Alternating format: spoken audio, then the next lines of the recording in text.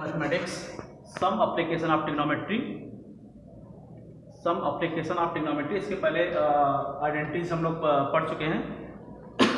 तो इसमें हमें देखना है कि कोई ऑब्जेक्ट दिया हुआ है तो उसको हम किस एंगल से देखते हैं। तो जिस एंगल से हम नीचे से ऊपर की तरफ देखते हैं ऑब्जेक्ट की तरफ, वो एंगल होता है एंगल ऑफ एलिवेशन। उसको जानते हैं हम उसको एंगल ऑफ एलिवेशन से। और ये जो लाइन होती है वो हॉरिजॉन्टल लेवल होता है, और ये परपेंडिकुलर लाइन होती है, और ये हाइपोटेनस होता है। तो इसमें जो एंगल के सामने जो होगा वो परपेंडिकुलर होता है, नीचे जो बेस होता है, और ये हाइपोटेनस होता है। तो यदि एंगल ये है, एंगल यहाँ पे देख रहे हैं, तो एंगल यहाँ पे आपका फाई बन रहा है, तो उसके सामने परपेंडिकुलर ये होगा, बेस ये होगा, और हाइपोटेनस ये होगा। तो इस तरह से देखिए, जब ऑब्जेक्ट नीचे दिया हो और ऊपर से देखा जा रहा हो तो उसे हम कहेंगे एंगल ऑफ डिप्रेशन। मतलब ऊपर से नीचे की तरफ देख रहे हैं तो एंगल ऑफ डिप्रेशन। ये एंगल्स ये अल्टरनेट एंगल्स इक्वल हो जाएंगे। वो एंगल फिर आपको जैसे यूज करते हैं उस तरह से ही यूज करेंगे। लेकिन यहाँ पे जब ऊपर से ऑब्जेक्ट नीचे की तरफ देखेंगे, ऑब्जेक्ट को नीचे देखेंगे, तो उसको बोलते हैं एंगल ऑफ डिप्रेशन। और जब नीचे से ऊपर की तरफ ऑब्जेक्ट को रखे हुए हैं और नीचे से देखते हैं तो उसको बोलते हैं एंगल ऑफ एलिवेशन। तो इस तरह से ये पहले भी जानते हैं कि sine theta equal to P by H, cos theta equal to B by H. मतलब sine theta equal to perpendicular upon hypotenuse, cos theta equal to base upon hypotenuse, tan theta equal to perpendicular upon base, cot theta equal to base upon perpendicular, sec theta equal to hypotenuse upon base, cosec theta equal to hypotenuse upon perpendicular.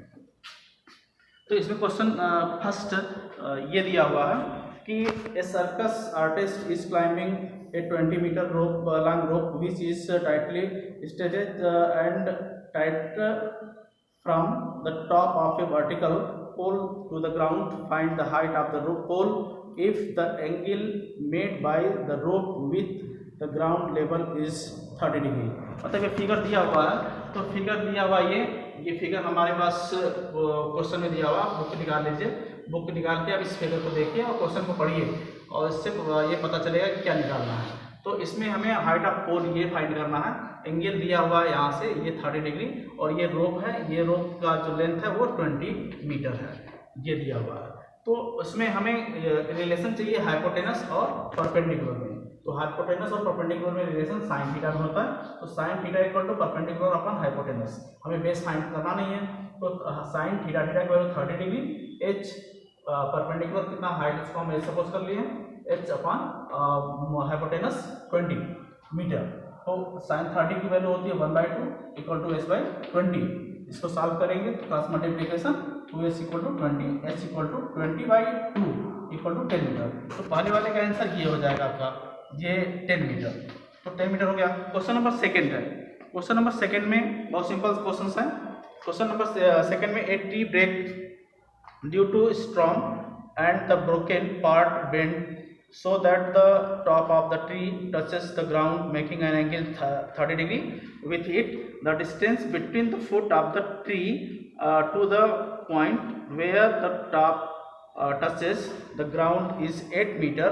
Find the height of the tree. मतलब ये कह रहा है कि एक tree है जो यहाँ से टूट गया है, ब्रेक हो गया है, टूट के वो नीचे ये वाला पार्ट जो एडी है, वो एडी वाला पार्ट यहाँ पे एसी के पार्ट में कन्वर्ट हो गया है। तो एडी इक्वल टू क्या होगा, एसी होगा, ये होगा। अब इसमें एंगल यहाँ पे ये जो टच कर रहा है वो एंगल बना रहा है कितना, 30 डिग्री, और यहाँ पे जो टच किया है वो बेस से कितना 8 मीटर पे टच कर रहा है। तो 8 मीटर पे टच कर रहा है, तो ये अब उसकी हाइट, पूरे ट्री की हाइट हमें फाइंड करनी है। तो हमें ये फाइंड करना होगा और ये फाइंड करना होगा। यदि ये दोनों हमें फाइंड करके ऐड कर देंगे तो ये पूरी हाइट हमें निकल जाएगी। तो इस ट्रेंगल से हम लेते हैं फ्रॉम ट्रेंगल एबीसी, उसी ट्रेंगल एक ही ट्रेंगल बन रहा है। तो इसमें हमें परपेंडिकुलर और बेस, परपेंडिकुलर और बेस या परपेंडिकुलर या बेस हाइपोटेनस, ये हमें रिलेशन चाहिए। तो tan theta perpendicular upon base tan theta में होता है, tan theta equal to perpendicular upon base.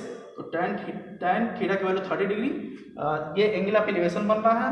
तो 30 degree equal to h by 8, यानी परपेंडिकुलर हाइट कितनी h है और ये बेस कितना है 8 मीटर है। अब tan 30 की वैल्यू कितनी होगी 1/√3 इक्वल टू h/8। इसको सॉल्व करेंगे तो √3h इक्वल टू 8 दिया है। अब h इक्वल टू ट्रांसपोज करेंगे तो क्वेश्चन नंबर ये हो गया आपका।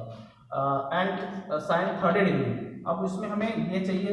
अब उसके बाद हमको हाइपोटेनस चाहिए, क्योंकि ये हाइपोटेनस से ये निकल जाएगा हमारा। तो हाइपोटेनस के लिए परपेंडिकुलर से निकाले हैं साइन 30, उसमें कास का भी यूज कर सकते थे। तो sine 30 equal to p/h perpendicular upon hypotenuse, sine 30 equal 1/2 equal to h, perpendicular height कितनी h है और h हाइट क्या है AC ये हो गया। साइन 30 की वैल्यू 1/2, h की वैल्यू 8/√3 ये पुट कर दिए और AC की वैल्यू हमें फाइंड करनी है।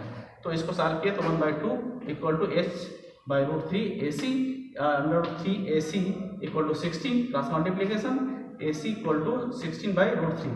अब दोनों को हाइट जो होगा वो इतना प्लस ये, और यही वाला पार्ट इसके इक्वल है, यानी AD इक्वल टू AC होगा।